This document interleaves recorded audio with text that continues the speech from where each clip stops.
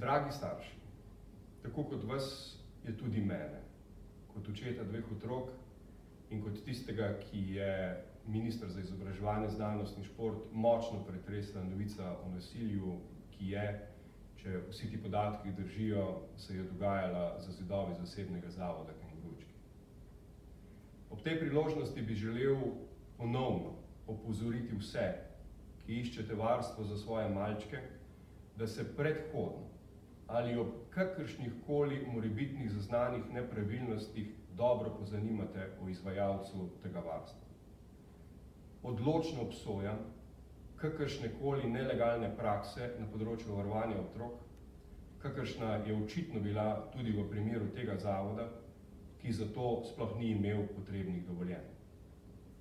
Javni sistem vzgoje in izobraževanja, ki deluje ne samo kot varstvo, ampak tudi kot program predšolskih otrok, zagotavlja visoko kakovost in dostopnost za vse na predšolskem področju.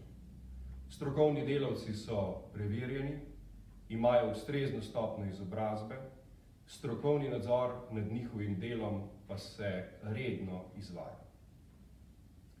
Javni vrtci so tisti, ki zagotavljajo visok standard etičnih in moralnih norm.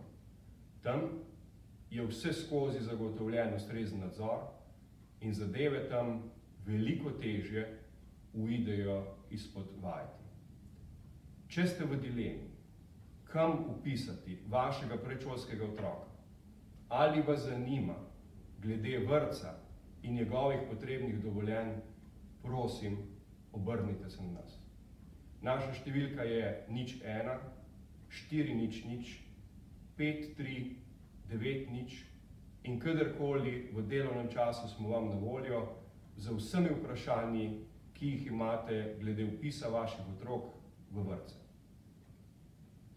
Želim si, da se ta zadeva čim prej razišče.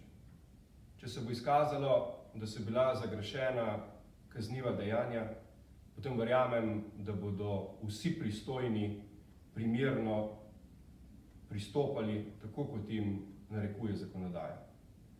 Predvsem pa si seveda želim, da se nikoli ne ponovi karkoli podobnega.